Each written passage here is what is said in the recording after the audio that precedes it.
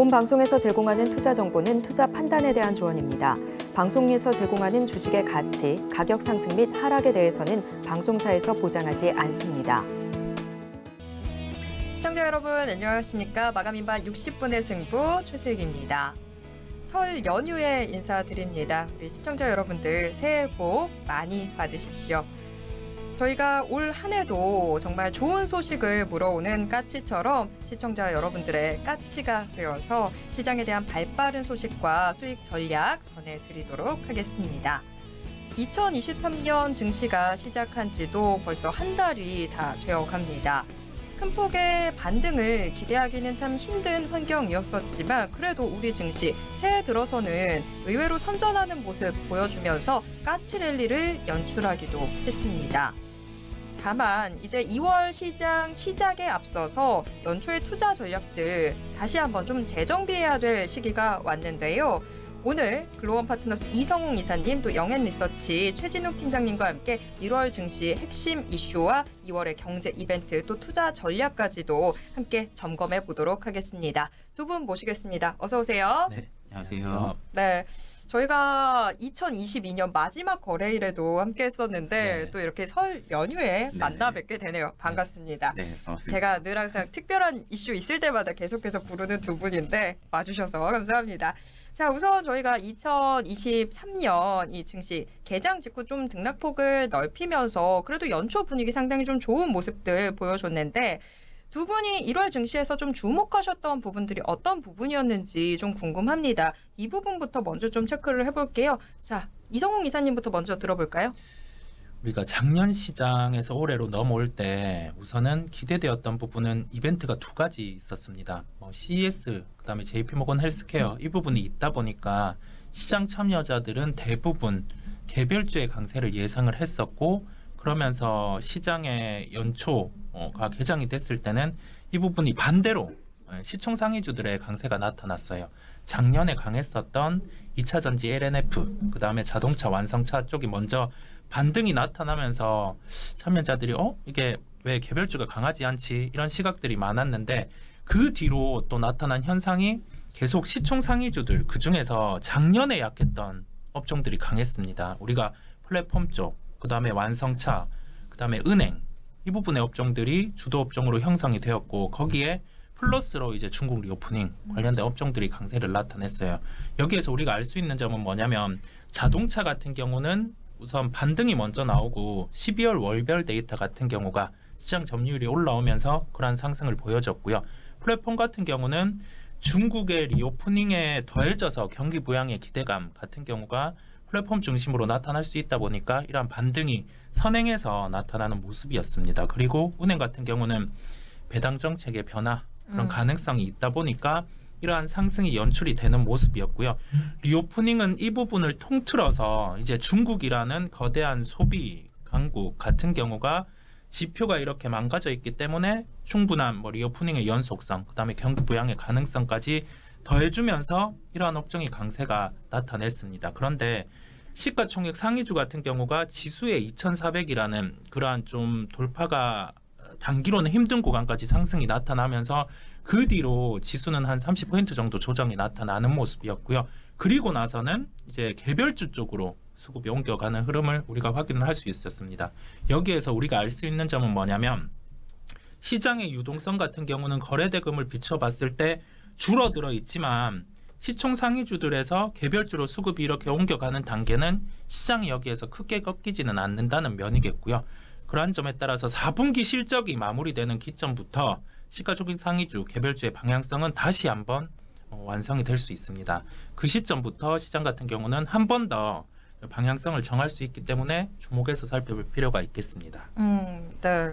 사실 정말 연초에 중소형주들보다는 오히려 대형주들이 훨씬 더 상승 탄력이 뛰어난 모습들을 보여줬는데 그런 부분들을 또 짚어주시네요. 또 G2라고는 하지만 중국이 여태까지 좀 세계 경제에서 좀 미미한 모습들을 계속 보여줬었는데 올해부터는 다시 또 기대를 해볼 수 있지 않나라는 생각이 듭니다. 자, 일단 이성웅 이사님 이야기 먼저 들어봤고요. 최진욱 팀장님은 1월 증시에서 어떤 부분 좀 주목하셨을까요? 네, 뭐 저는 이제 뭐 이송 이사님이 거좀 다 얘기를 하셔가지고 내 앞에서 멘트를 다 가져갔다. 네, 그래도 예상했던 부분들 네. 뭐 다 말씀하시고 이제 저는 뭐 지수에 대해서 좀 얘기를 좀 간단하게 좀 해드리게 되면은 결국엔 지금 개인 투자자분들도 그렇고 지금 이제 수급 체계 면으로 봐도 한 2,500선 코스피 2,500선 박스권 돌파를 굉장히 좀 기대를 좀 많이 했던 부분들이거든요. 그러니까 2,500선을 돌파를 해줌으로써 어떻게 보면 지금 좀 오랜 기간 동안 박스권에 갇혀있던 지수 흐름이 다시금 좀 상승 기조 좀 탈 수 있는 그런 부분들이 좀 형성이 될 수가 있었는데 결국엔 지금 굉장히 2,500선 자체가 지금 굉장히 강합니다. 그러니까 지금 저항대가 너무 강하다 보니까 결국에 지금 최근에도 코스피가 올라갔다가 계속 또 맞고 떨어지는 부분들이 지금 나와주면서 이제 대금도 지금 뭐 솔직히 작년에 비하면 좀 많이 줄어든 시장이죠. 이제 그러면 그럴수록 이제 말씀하신 것처럼 개별주 장세가 유독 좀 돋보이던 그런 시장인데 일단 지금 상황에서 테마성을 띠고 있는 종목군들이 굉장히 많이 좀 움직이고 있습니다. 근데 다만 이제 우리가 좀 좋게 볼 수 있는 부분들은 지금 메이저 수급들의 수급 개선이 조금씩 살아나고 있다는 점. 그리고 이제 외국인도 그렇고 기관도 그렇고 이제 코스피를 연속으로 좀 순매수세를 또 최근에 좀 많이 보여줬거든요. 그러니까 그런 부분들은 지금 시점에서 어느 정도 증시가 바닥이라는 시점이 인식이 좀 강하게 들어가주는 그런 부분으로 좀 생각이 드는데 일단 이제 1월 효과라는 부분도 굉장히 좀 기대를 많이 하셨을 겁니다. 근데 솔직히 1월 효과라는 것 자체가 뭐 특별한 호재성이 있어가지고 좀 증시가 좀 상승을 해준다기보다는 이제 연말에 좀 산탈레리랑 좀 비슷한 그런 가치로 좀 봐야겠죠. 그러니까 그런 부분들이 지금 1월 효과 부분들을 좀 기대했던 부분들도 굉장히 좀 많으셨을 텐데 지금 솔직히 뭐 기대에 못 미치는 그런 장세가 계속 좀 나와주고 있는 모습입니다. 다만 이제 우리가 전체적인 포괄적인 좀 범위로 본다라고 하게 되면은 지금 이제 외국인과 기관의 수급이 조금씩 살아나고 있다는 점, 그리고 지금 이제 고객 애탁금이 계속 좀 늘고 있다는 점, 그리고 이제 신용 잔고가 계속 줄고 있다는 점에 있어가지고는 오히려 이제 앞으로 좀 중장기적으로 좀 볼 때 올해는 아마 내년 작년보다는 이렇게 좀 크게 하방으로 좀 떨어지는 증시 흐름보다는 충분히 좀 앞으로 좀 성장을 좀 해줄 수 있는 그런 증시라고 지금 저는 생각을 하고 있습니다. 네. 사실 연말에 증권사에서 계속해서 뭐 2023년 상저하고가 예상된다라고 이야기를 했었습니다만 오히려 연초에 뚜껑 열어보니까 연초 주식시장 움직임은 상당히 좋았던 것 같습니다. 뭐 지금 이야기 나온 대로 외국인과 기관 매수세가 들어왔다는 측면들이 좀 보탬이 된 것 같은데 다만 뭐 지금 뭐 2,500선 포인트뿐만이 아니라 2,400선도 그렇고 이 100포인트 단위식으로 계속해서 지수를 좀 돌파하는 데까지는 힘이 조금씩 딸리는 부분들 포착이 되고 있어서 이런 부분들 저희가 좀 더 체크를 해봐야 될 것 같습니다. 자, 일단 1월 증시에서 좀 두 분이 주목하셨던 부분들 어떤 것들이 있는지 먼저 좀 체크를 해봤는데 1월 증시에 정말 이슈가 많이 터져 나왔습니다. 로봇주들이 장 초반부터 뭐 올해 연초부터 굉장히 크게 주목을 받았기도 했고 또 중동발 기대감 이 부분도 증시에 상당히 크게 작용을 했죠. 또 중국의 코로나 관련주들이 계속해서 좀 급등락하는 모습들 보여왔었는데 1월 뭐 증시 전반적으로 보면 변동성 자체가 좀 높기는 했습니다. 이렇게 변동성을 좀 보여왔던 업종들 중에서 장기적인 관점에서 주목해 볼 만한 게 있다면 어떤 게 있을지 좀 궁금해지는데 자, 이제는 답변을 먼저 하시는 게 좀 낫겠다 싶으시죠? 최 팀장님 먼저 여쭤보겠습니다. 네네. 일단 지금 뭐 오늘도 마찬가지지만 지금 AI 뭐 챗봇도 그렇고요. 지금 뭐 로봇 관련 테마들이 굉장히 좀 강한 강세 흐름을 지금 보여주고 있습니다. 그러니까 통상적으로 좀 보게 되면은 이 섹터 산업군 내로 좀 살펴보면은 좀 신재생이랑 좀 이런 쪽은 좀 굉장히 좀 유사한 산업군이라고 좀 저는 생각을 하거든요. 그러니까 결국에는 지금 좀 단기적으로 실적에 대한 부분들이 좀 명확하게 나타난다기보다는 우리 좀 중장기적으로 성장 방향성이 위라는 점은 명확하게 지금 제시가 됐던 부분들이고, 근데 이런 부분도 이제 보통 통상적으로 시장에서 좀 움직여줄 때는 단순히 좀 재료가 좀 나오고 나서 어떻게 보면 좀 단기적인 상승은 흐름은 있을 수는 있으나 지금 이렇게까지 좀 강세 흐름이 나와준 부분들은 굉장히 좀 급소소하거든요. 그러니까 그런 부분들은 시장에 지금 뭐 유동성 작은 부분들도 마찬가지지만 시장에 지금 딱히 뭐 올릴 만한 그러한 재료나 모멘텀 자체가 없는 겁니다. 그러니까 그런 부분들이 지금 단지 이슈가 되고 있는 것이 뭐 중국 리오프닝 그리고 이제 로봇 쪽 이런 부분들이다 보니까 두 가지의 지금 이슈 자체가 워낙 지금 강하게 나와주고 있다 보니까 그 두 가지에서 지금 수급 사이클이 계속 좀 돌아주는 부분으로 지금 판단이 들거든요.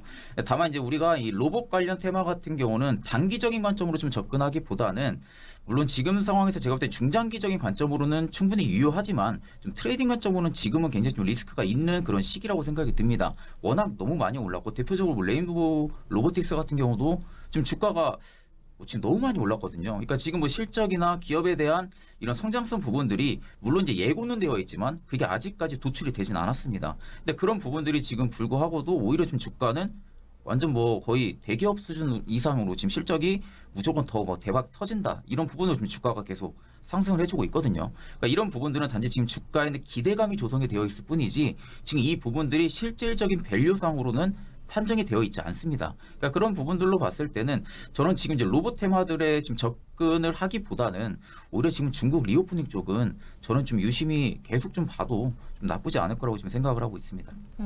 네. 사실 레인보우 로보틱스를 위시로 한 이 로봇 관련주들의 현 상황 자체가 정말 전형적인 기대감이 모든 걸 다 지배하고 있는 그런 상황인 것 같습니다. 그렇기 때문에 로봇 관련주들 일단 현재 뭐 단기적인 이런 시각으로 접근하기에는 다소 좀 무리가 있어 보이고요. 중장기적인 시각으로 조금 더 살펴보셔야 될 것 같습니다. 일단 지금 뭐 좀 더 중장기적인 측면에서 볼만한 것 일단 최진욱 팀장님은 로봇주 이야기를 해주셨는데 자 이성웅 이사님은 어떤 부분들이 좀 더 장기적으로 관심을 가져볼 만하다고 생각하시는지요? 우리가 장기에 대한 관점은 그 점에 대해서 생각을 해봤어요. 지금의 시장 수준, 그 다음에 업황 수준 같은 경우가 좀 부진한 형태를 나타나고 있는 것, 그러한 관점에서 달라질 수 있는 요소가 나타난다고 하면은 그런 업종 같은 경우 먼저 주가가 빠를 수 있단 말이죠. 그렇다 보니까 장기라는 단어를 결부해서 생각을 해봤고요. 그러면 반도체 같은 경우가 대표적으로 지금 업황이 좋지 않은 상황입니다. 그런 상황에서 가장 큰 중심은 재고예요. 그런데 재고를 터치를 해준다고 하면 주가는 반등이 나온단 말이죠. 대표적으로 삼성전자의 감산 이 부분에 반영이 나타날 때 주가 같은 경우는 SK 하이닉스 기준으로 우선 반등이 한번 나타났습니다. 그러면 우리가 여기에서 알 수 있는 점은 그 재고에 대한 이슈를 먼저 터치를 해주면 주가는 반응을 하고 그리고 나서 진짜 이게 시세 같은 경우가 날 수 있는 건 수요가 돌아서야 됩니다. 그런데 그 수요 같은 경우는 지금 한번 터치해준 재고가 줄어들었다는 점을 확인을 하고 이 확인 같은 경우는 디램 가격으로 확인을 할 수 있습니다. 한 차례 두 차례 더 가격이 하락한다고 하면 그 부분과 함께 한 6개월의 주기를 두고 업황은 턴을 하게 돼요. 그러면 이제는 어느 정도 재고가 그 피크로 쌓인 시점에서 좀 줄어드는 모습을 확인한다고 하면은 그때 같은 경우는 반도체 같은 경우를 이제 공격적으로 접근해도 된다라는 관점으로 말씀을 드리고요. 그 다음에 한 2년 정도 소외된 업종이에요. 철강 화학 같은 경우가 지금 아직은 철강 같은 경우는 뭐 재고가 일부 줄어들긴 했지만 아직 가격적으로는 턴이 뚜렷하게 나타나고 있지 않고 화학 같은 경우도 지표가 턴을 하고 있지는 않아요. 하지만 중국 같은 경우가 이제 리오프닝과 함께 경기 부양책을 단행을 해야 됩니다. 왜냐하면 경제 지표 같은 경우 우리가 GDP를 통해서도 이 수치가 망가짐을 확인을 했고 그 다음에 구체적으로 인구가 줄어들었어요. 이제 코로나의 사망자도 있지만 인구가 줄어듦을 확인을 했거든요. 그러면 물론 개인의 소비 진작 부분도 있겠지만 기업 단에서도 소비 진작이 나타나야 됩니다. 그러면 이제 철강이라든지 화학 부분 경기 부양과 함께 구경제 경기 부양 이 부분도 진행을 할 수 있기 때문에 이제는 중국 경기 부양 기대감 여기에 추진으로 철강화학 같은 경우도 좀 봐야 되는 시기라는 결론입니다.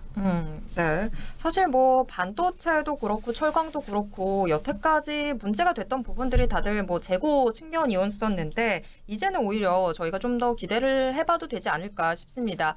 뭐 반도체도 또 철강도 사실 한번 흐름을 사이클을 타기 시작하면 조금 더 기대를 오래 끌고 갈 수 있는 만큼 장기적인 시선에서 주목할 만하다라는 설명 와닿습니다. 자, 다시 한번 좀 더 짚어보도록 하겠습니다. 이 두 분이 또 저와 함께 2022년 연말 방송을 함께 해주셨던 만큼 그때 두 분이 해주셨던 이야기들이 있었습니다. 2023년 저는 이걸 주목하고 있습니다. 라고 이야기를 해주셨던 부분들이 있는데 자, 새해가 시작되고 좀 이제 흘렀습니다. 그 의견들의 변함이 없는지 한번 좀 더 체크를 해봐야 될 것 같은데 우선 이성웅 이사님께서는 올해 타피어 업종으로 중국의 리오프닝 섹터에 주목한다라고 이야기를 해주셨습니다. 뭐 가장 대표적인 게 화장품이 있을 텐데 코스맥스 같은 경우에는 주가가 지난 11월부터 3달 동안 계속해서 좀 상승을 하면서 70% 가까이 급등했습니다. 하지만 뭐 중국의 리오프닝 기대감은 커져가긴 하는데 다른 섹터들로 좀 살펴본다면 그렇게까지 좀 강한 움직임이 포착되지는 않고 있습니다. 그래서 지금 혹시 의견을 수정하실 생각은 없는지 약간 궁금하기도 해요. 여전히 리오프닝 관련주 긍정적으로 보시나요? 리오프닝에 대한 점은 긍정인데 우리는 주식 투자자기 때문에 한 발 앞서 나가야 돼요. 아, 그렇죠. 네. 선도해야죠. 한 발 앞서 나가야 되는데 그러면 업종 하나씩 한번 짚고 가볼게요. 리오프닝 내에서도 화장품 같은 경우는 우선 1분기까지 실적 성장을 반영을 했습니다. 주가 같은 경우는 저점 대비해서 아까 언급해 주신 것처럼 뭐 코스맥스, 그 다음에 뭐 아모레퍼시픽 한 50%에서 70% 정도 주가가 반등이 나왔어요. 이 부분 같은 경우는 지금 실제 리오프닝이 단행이 돼서 중국 로컬에 화장품이 판매가 되고 그런 점까지 이제 주가는 반영을 했습니다. 왜 지금 주가가 정체해 있냐고 하면은 그만큼 과연 실제 중국이 열렸을 때 판매가 될 수 있을까? 예전에 중국의 영광을 되찾을 수 있을까라는 점이 좀 의문이 있는 거예요. 그러면 우선 오를 만큼 오른 부분 안에서 추후에 실적을 확인하고도 데이터를 확인하고도 접근이 가능하다는 점에서 화장품은 물론 뭐 실적 성장이 나타나겠지만 상대적인 리오프닝에서는 지금 어느 정도 목에 찼다라는 말씀을 드릴 수 있겠고요. 레저 같은 경우는 분기 실적 성장성이 지속이 되기는 할 겁니다. 뭐 일본에 들어오는 그런 관광객들을 대입을 해봤을 때 VIP 단의 데이터 같은 경우는 지금 코로나 이전에 70에서 90%까지 올라왔어요. 그러면 실적적인 측면에서 놓고 봤을 때는 분기 실적 연속성이 있을 거고 그런 실적을 확인하면서 이제 주가는 맞춰서 움직일 겁니다. 그 정도의 단계로 보시면 되고 자, 다음 스텝 같은 경우가 중요합니다. 이제는 중국에서 패키지 관광을 열어줍니다. 그러면 관광객이 이제 들어오는 거죠, 실제로. 그러면 우리가 지금 4분기까지 실적이 좋지 않을 수 있는 면세 같은 경우가 이제 데이터가 돌 수 있어요. 면세라든지 사후 면세점과 관련된 그런 부가세를 환급을 하는 그런 역시 면세 부분, 그러한 종목들을 챙겨 볼 필요가 있겠고요. 뭐 면세 업종 같은 경우 그 다음 스텝, 그 다음에는 이제 경기 부양과 관련된 부분, 우리가 방금 짚고 갔던 뭐 화학, 철강 이런 군으로 이제 이어질 수 있겠습니다. 그래서 리오프닝에 대한 관심은 필요한데 여기에 대해서 이제 한 스텝 앞서 나가서 우리는 뭐 면세 업종, 그다음에 철강, 화학 이쪽 군을 보는 걸로 하겠습니다. 네. 리오프닝 자체에 대한 그 긍정적인 시각 이어가는데 조금 더 세부적으로 살펴봤을 때는 이제 다음으로 기대가 되는 게 중국에서 패키지 관광의 문이 열리게 됐을 때 그러면 뭐 자연히 면세로도 우리의 관심사를 끌고 가야 되겠죠. 그 이후에는 뭐 철강이든 이렇게 중국에서 경기 부양책 나오게 되면서 같이 주목해 볼 수 있는 곳으로까지 저희가 시야를 훨씬 더 넓혀봐야 될 것 같습니다. 자, 일단 이성웅 이사님 이야기를 들어봤고요. 최진욱 팀장님은 저희가 2022년 마지막 거래일에 방송을 할 때 2023년에는 방산에 주목한다라고 이야기를 해주셨습니다. 사실 그 말씀대로 연초에 방산주들 움직임이 정말 좋았습니다. 근데 다만 이제는 오히려 역설적이게도 약간 걱정이 되는 부분들이 러시아와 우크라이나 간의 이제 뭐 정전 이야기도 조금씩 나오면서 그러면 뭐 여전히 아랍에미리트 기대감은 있습니다만 이 평화 분위기가 오히려 방산주들에게는 악재가 되는 건 아닐까 하는 생각도 조금 들기는 해요. 방산주에 대한 긍정적인 시각 계속해서 가져가시나요? 뭐 일단 이제 우리가 산업성은 저는 좀 명확하게 아직도 방향성은 똑같다고 생각은 하거든요. 근데 이제 우리가 이제 주식 시장에서 이제 투자자 입장으로 좀 빗대어봤을 때는 물론 이제 그 정전 협상 가능성 자체가 방산이 좀 일치적인 좀 악재로 좀 받아들여질 수도 있습니다. 그러니까 다만 이제 그 부분들은 이제 결국엔 폐가 이제 나와봐야 알겠지만 일단 이제 방향성 자체는 결국엔 우리가 이제 이 전쟁이라는 것도 솔직히 말씀드리면 뭐 이렇게 터질지 몰랐던 부분들이잖아요. 터질지 몰랐던 예상치 못했던 부분들이 지금 발생을 했던 부분들이고요. 그러니까 그런 부분들이 지금 시발점이 돼가지고 지금 각국에서도 군비 증강이 계속 나타나주고 있는 상황입니다. 그러니까 지금 K 방산에 대한 수요도 지금 점진적으로 계속 늘고 있는 부분들이고 지금 이런 부분들 자체가 계속적으로 좀 산업성을 지금 정부에서도 계속 지금 키우려는 부분들은 결국엔 지금 이 부분의 가성비 부분들이 지금 굉장히 K 방산 쪽이 크거든요. 그러니까 결국 이제 다른 해외 각국의 전차라든지 뭐 헬기라든지 이런 이제 부분들에 비해 가지고 원가 부분들이 거의 50% 정도 싸다고 합니다. 원가가 50% 정도 싼데 그렇다고 성능면이 뒤처지는 부분들도 아니고요. 그러니까 성능면도 비슷한데 제품 가격 부분들은 오히려 지금 50%의 원가가 지금 싸다 보니까 그런 부분들이 지금 이제 어느 정도 메리트가 되고 있는 부분으로 지금 판단이 들고 있는데 일단 제가 보기에는 작년 같은 경우는 해외 수주를 좀 준비하는 단계라고 좀 생각을 했어요.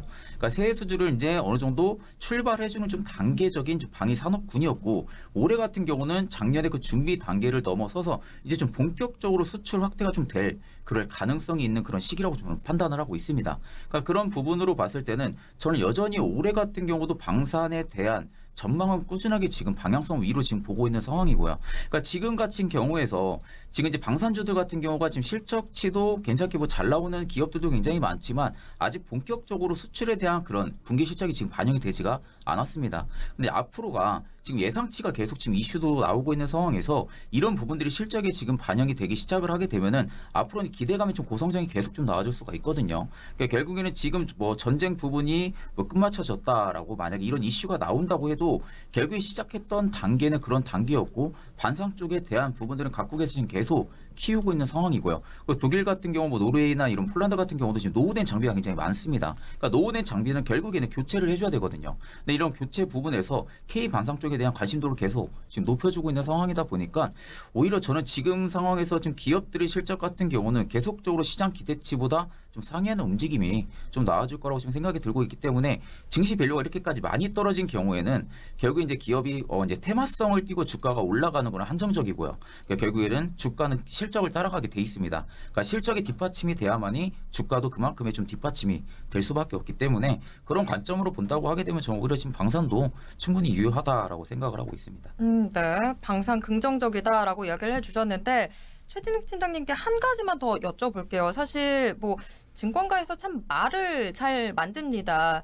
작년에는 태조 이방원 뭐 이게 주도주가 된다라고 이야기를 했습니다만 올해는 뭐 연초부터 에로배우 이야기가 나오더라고요. 우주 항공에 대한 관심이 굉장히 크다라는 게 이런 단어 조합에서도 좀 드러나고 있는 것 같은데 그러면 방산은 꼭 항상 우주 항공 관련주들이랑 좀 같이 가는 측면들이 있는데 방산보다 우주 항공에 좀 더 주목하는 전략은 어떻게 평가하실까요? 저는 지금 시점에서 볼 때는 우주항공 솔직히 지금은 바라볼 시점은 아니라고 생각을 하거든요. 그러니까 작년 같은 경우가 이제 뭐 누리호 발사건으로 인해 가지고 AP 위성도 그렇고 한국항공 우주도 그렇고 굉장히 그때 당시에 시간 내에서도 굉장히 좀 큰 폭으로 오르기도 했었습니다. 근데 그런 이슈 이후로 지금까지 뚜렷한 이슈가 없는 상황입니다. 근데 지금 방산 같은 경우랑 지금 이 우주 같은 경우는 섹터가 좀 같이 움직이는 경우들도 존재를 하는 부분들이 한국항공 우주가 지금 우주 산업도 하지만 방산 쪽도 같이 하거든요. 그러니까 무장해기를 지금 올해 지금 수출도 본격적으로 예정이 되어 있는 상황이다 보니까 지금 이런 부분들이 지금 투자 심리도가 우주항공이랑 지금 묶여서 같이 움직이는 경우로 지금 생각이 드는데 그렇다고 지금 방산보다 세지는 않습니다. 그러니까 지금 뭐 뚜렷하게 분명히 뭐 우주항공 산업도 마찬가지로 커질 산업이죠.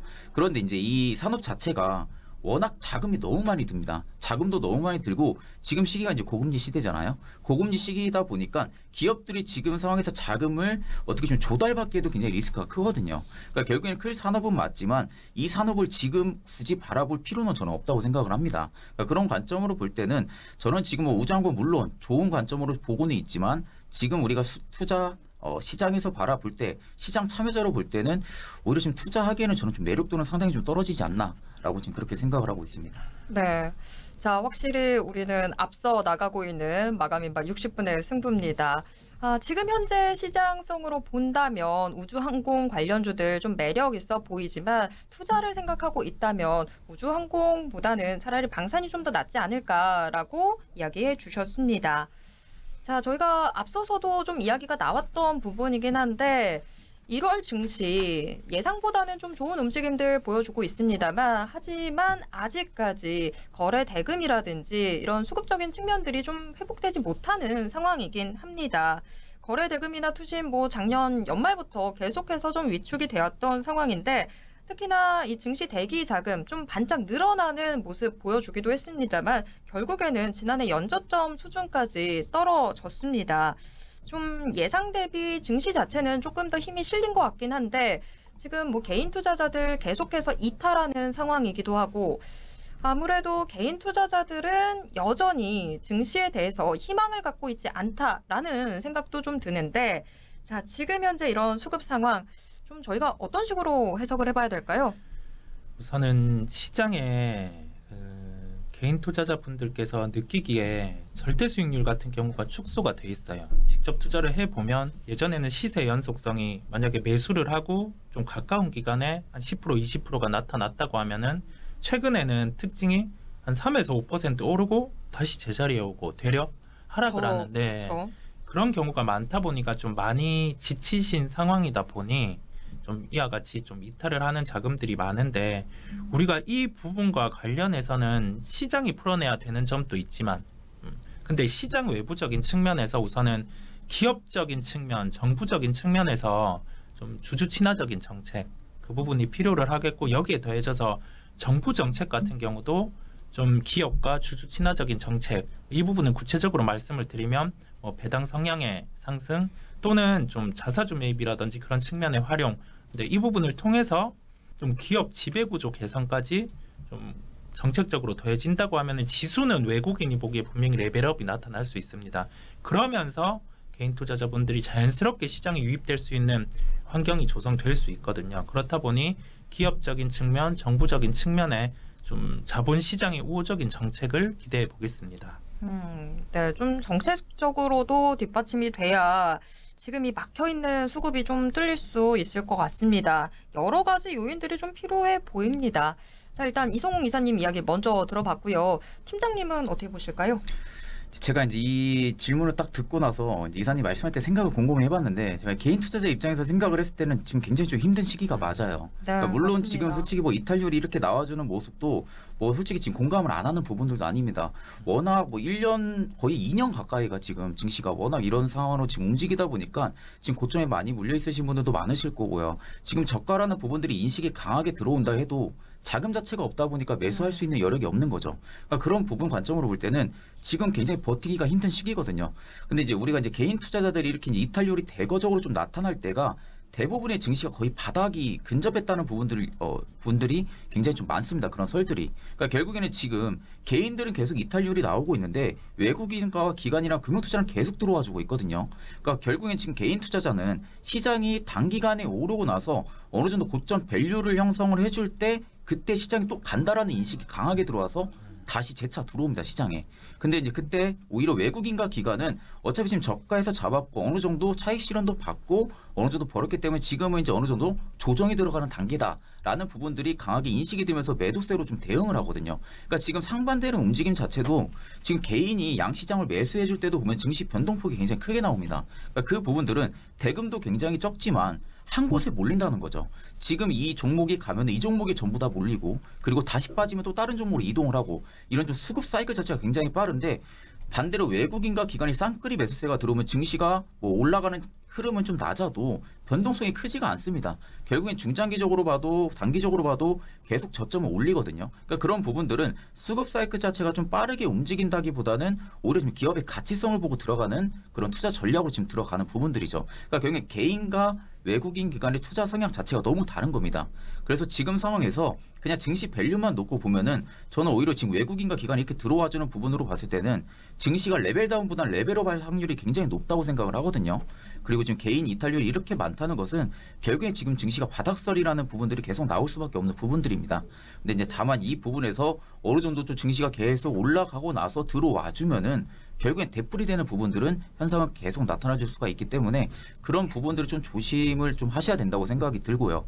지금 상황에서는 충분히 내가 좀 유동성 자금을 확보할 수 있으면 좀 확보를 하고, 지금 뭐 손실률이 크다고 해서 그 손절을 두려워하면 안 되는 시기라고 판단이 듭니다. 그러니까 그런 종목들은 오히려 지금 상황에서 좀 확보를 할 부분들은 좀 확보를 한 다음에 충분히 좀 성장 가치성, 그리고 지금 밸류상 저평가 종목들이 너무 많아요.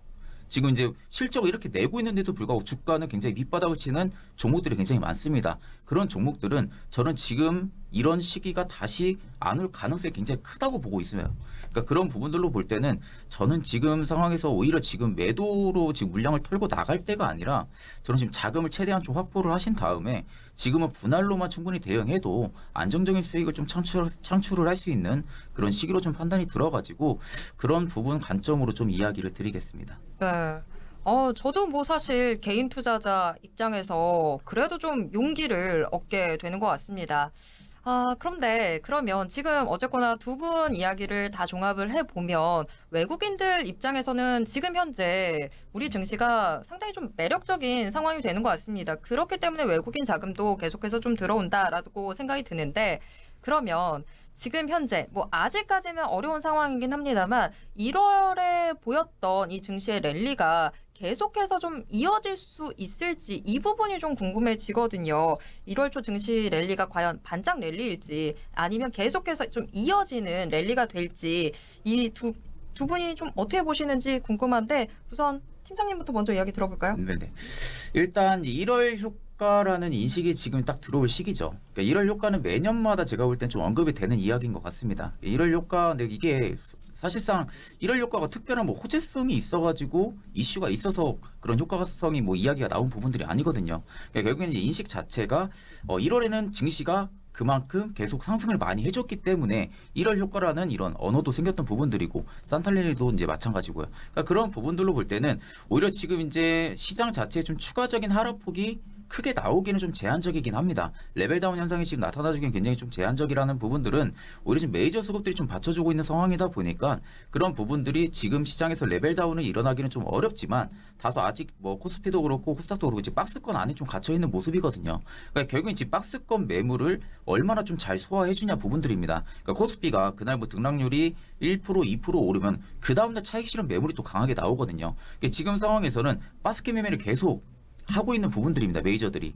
근데 지금 개인이 그런 부분들을 감당을 못 해내는 거죠. 지금 어느 정도 코스피가 플러스 1%, 2% 오르면은 지금이 저점이다라는 인식이 들어와 버리니까 다시 매수세가 들어오고 그러다 그 다음날 또 조정이 나오면은 지금 저점이 아닌가 하고 또 추가 매수를 또 진행을 하게 되고 이런 상황이 너무 되풀이가 되다 보니까 결국엔 개인들이 지칠 수밖에 없는 그런 시장입니다. 근데 다만 그냥 증시 밸류로만 딱 놓고 보면은 저는 1월 효과라는 자체성보다는 앞으로의 좀 증시가 바닥은 확실히 좀 잡히고 나서 저는 올해 지금 한 2분기 1분기까지는 솔직히 잘 모르겠습니다. 1분기까지는 시장이 뭐 저도 이제 레벨 상승을 해줄 가능성은 크다고 보지만 본격적인 좀 시장의 좀 상승으로 턴어라운드가 나타나는 시점은 좀 2분기 시점이지 않나. 그러니까 결국에는 이사님이 이제 맨 처음 말씀하셨던 게 반도체. 화학 이런 쪽 업종 이야기를 하셨거든요. 저도 이제 그런 생각을 이제 공감을 했던 부분들이 결국에는 이제 기술주들이 전면적으로 좀 살아나줘야 됩니다. 기술주들이 전면적으로 살아나주고 지금 우리가 겪고 있는 고금리라든지 고물가 이런 현상들이 어느 정도 완화 기조에 좀 들어서게 되면은 기술주들이 먼저 빠르게 반등이 나타날 거거든요. 이제 그렇게 되면은 결국엔 시장을 같이 뒷받침받고 강하게 좀 올라가줄 수가 있기 때문에 그 시점이 저는 한 2분기를 좀 넘어서는 좀 시점이지 않을까. 그렇게 생각을 하고 있기 때문에 오히려 저는 이제 1월을 넘어서서 뭐 2월, 3월도 마찬가지지만 어느 정도 변동성은 보여주겠죠. 변동성은 보여주지만 이제 모든 면에서 좀 크게 본다라고 하게 되면 저는 좀 상승에 좀 한 표를 던지고 싶습니다. 네. 일단 뭐 계속해서 긍정적인 관점 보여주고 계신데 뭐 대형주들의 이 개선세가 포착이 돼야 이게 정말 제대로 된 증시의 이 반등 시그널이 될 것 같다. 이렇게 정리를 해보도록 하겠습니다. 자, 일단 최진욱 팀장님 이야기를 하시는 동안 이사님도 답변을 또 생각을 하신 것 같은데 자, 이사님은 어떻게 보십니까? 우선은 지금의 2400 기준의 주가 수준의 레벨을 볼 필요가 있어요. 우리가 12개월 그러니까 한 1년 정도 미리 기업에 대한 이익을 한번 땡겨와 봅니다. 그러면 이 부분이 이익에 대비해서 지금 시가총액, 지수의 시가총액이죠. 그 부분이 주가 수익 비율인데요. 지금 2400 기준의 주가 수익 비율은 11.74배예요.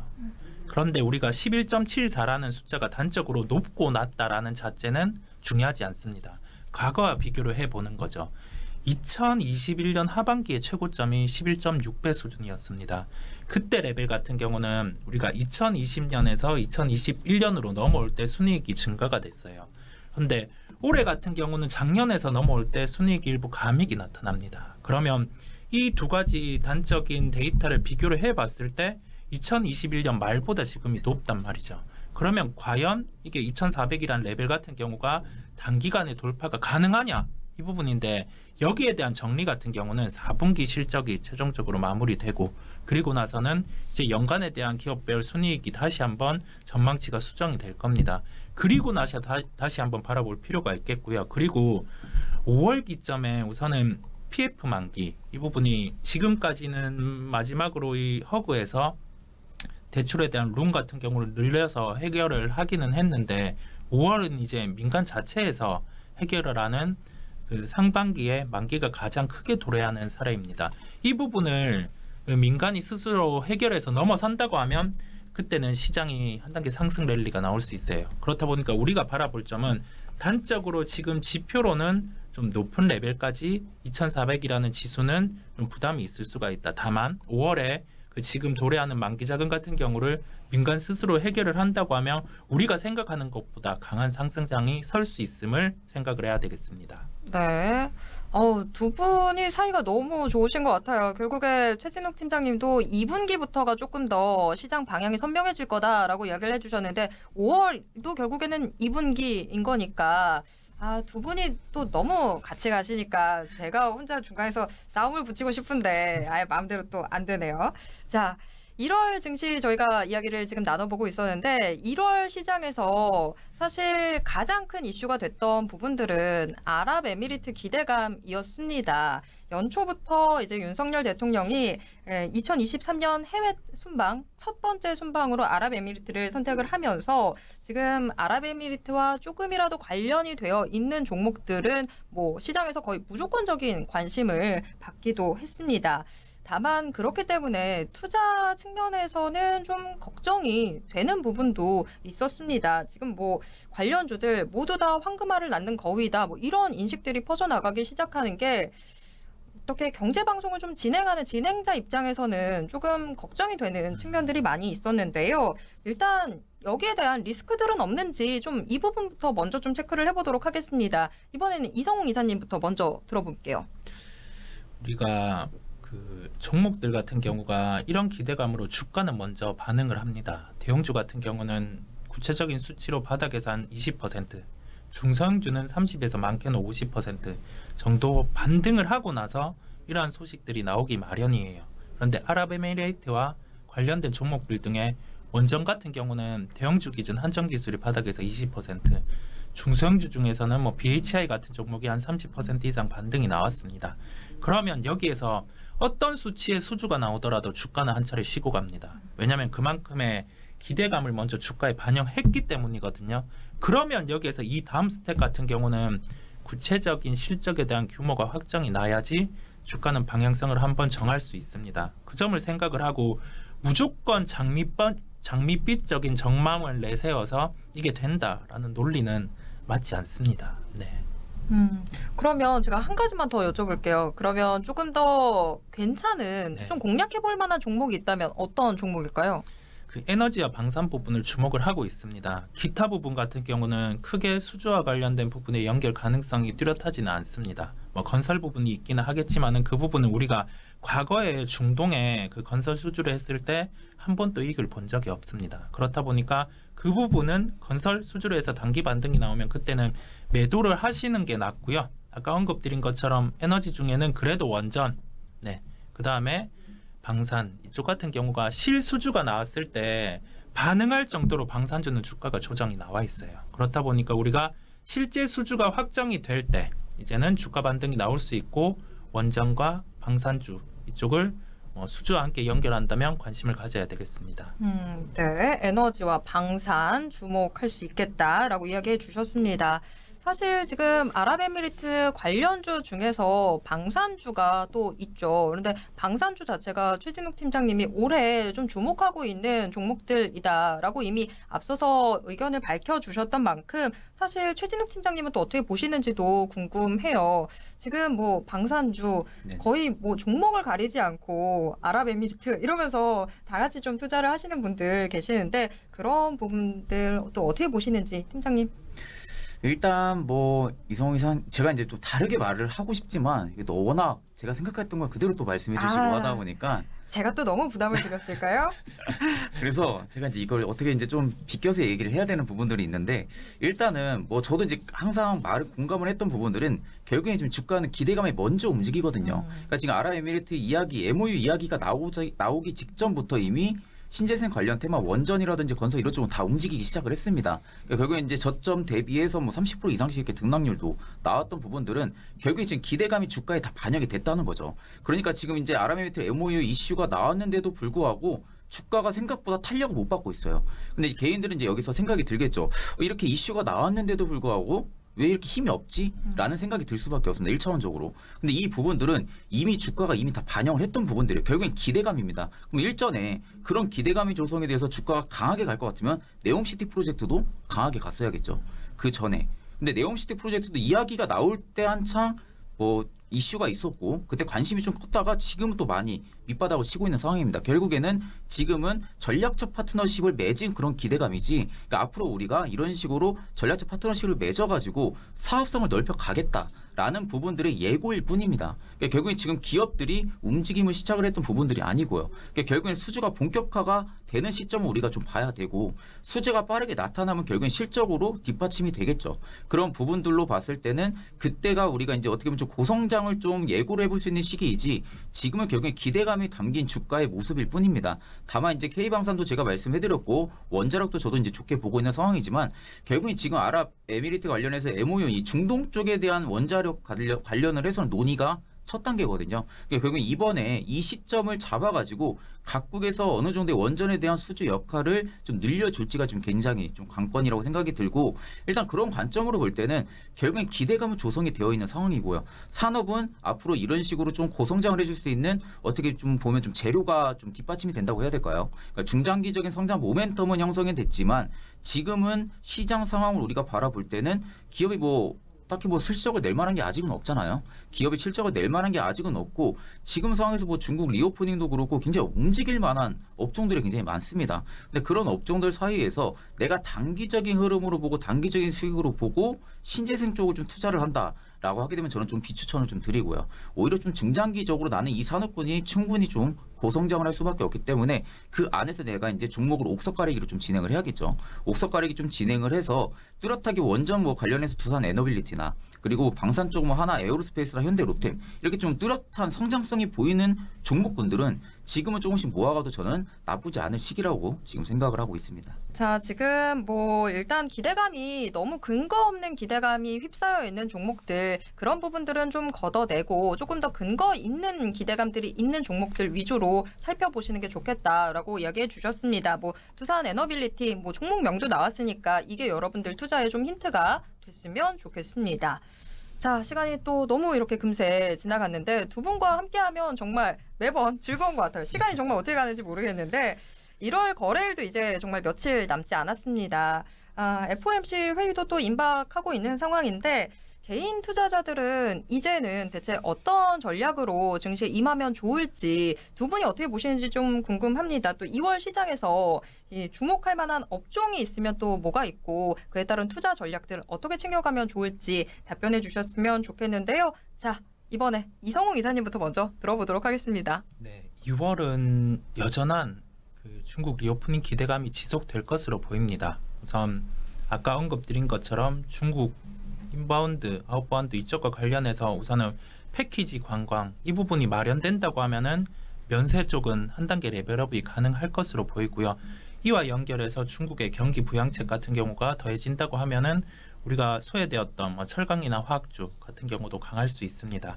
그리고 이 부분과 파생해서 중국 같은 경우가 공연을 열어준다고 하면 엔터 업종 같은 경우 대표적으로 SM, JYP 여기에 더해져서 큐브 엔터 이런 기업들 거기에 기타 기업들도 많죠. 그런데 이 대표적인 세계 기업 같은 경우가 이제 연간이익 측면으로 한 30% 정도가 더 나올 수 있어요. 그러면 JYP 엔터 기준으로 지금 시가총액 같은 경우가 한 2조 3천억 원 정도 하고 있습니다. 근데 이익이 지금 연간 예상치가 1,200억 원인데 한 1,500억 원 이상까지는 예상치가 올라갈 수 있는 거죠. 그러면 시가총액 같은 경우가 이제는 2조 3천억 원 정도에서 한 3조 이상은 가볍게 상승할 수 있는 요인이 갖추게 됩니다. 그러면 엔터 업종에서 주목해야 될 부분은 이제 중국의 공연을 열어주는가 여부, 그 여부까지 함께 체크하면서 리오프닝은 단계적으로는 어느 정도 진행이 되었지만은 아직 상승할 수 있는 업종의 룸은 남아 있는 겁니다. 그 부분을 우리가 생각하고 대응을 할 필요가 있겠고요. 그리고 4분기 실적이 이제 마무리될 겁니다. 그리고 나서는 기업의 연간 실적 추정치가 조정이 될 거고, 그리고 나서는 이제 각 좀 부진할 수 있는 업종, 여기에서 상승할 수 있는 업종이 또 구분이 될 거예요. 우리가 그전 같은 경우는 또 한번 업데이트를 드릴 테니 지금은 이제 대표적인 리오프닝에서 다음 스텝의 업종을 볼 필요가 있다는 점입니다. 네. 자, 이 여지까지도 또 열어놔 주셨어요. 계속해서 방송 함께 해주십사 하는 아주 훌륭한 멘트가 있었습니다. 어쨌거나 2월에도 여전히 리오프닝 기대감 유지가 되고 있는데, 다만 여기서 이 순차적으로 어떤 것들이 먼저 이 개화를 하는지 이런 부분들까지도 좀 짚어주셨습니다. 자, 일단 이성홍 이사님 먼저 이야기를 들어봤고요. 최진욱 팀장님 어떻게 생각하십니까?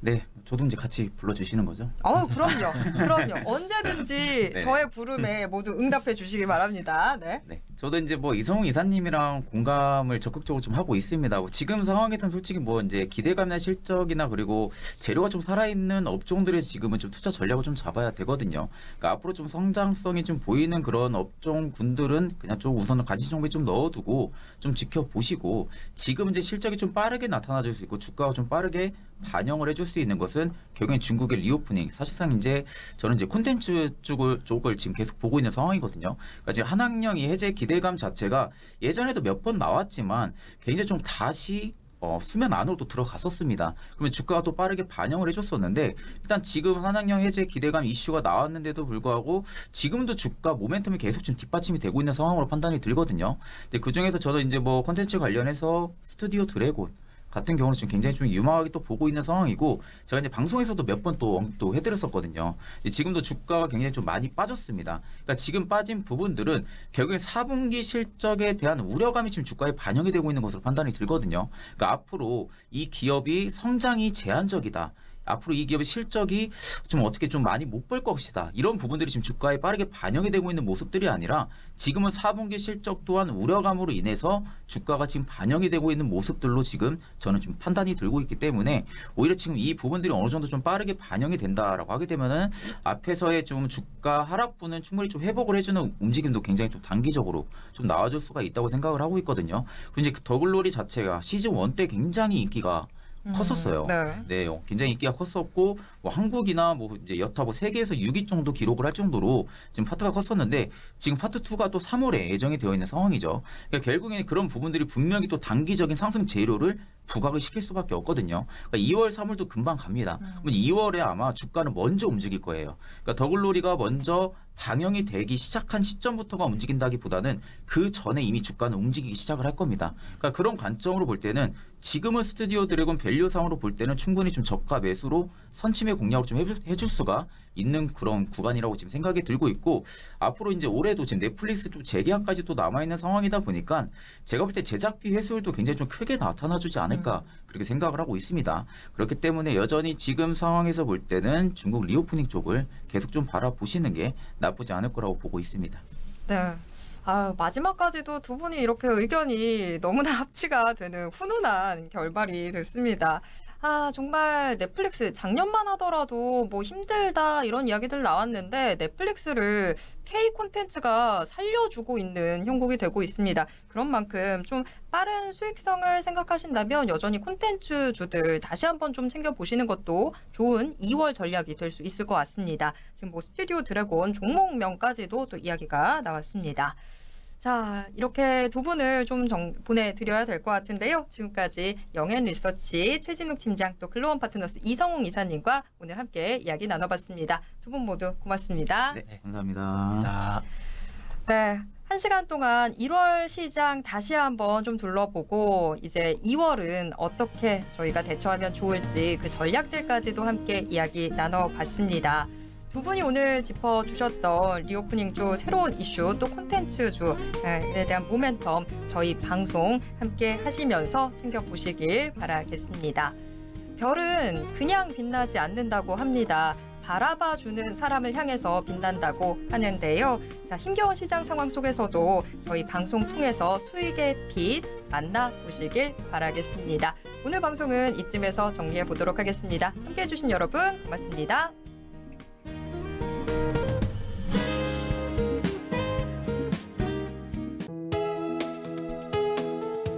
본 방송에서 제공하는 투자 정보는 투자 판단에 대한 조언입니다. 방송에서 제공하는 주식의 가치, 가격 상승 및 하락에 대해서는 방송사에서 보장하지 않습니다.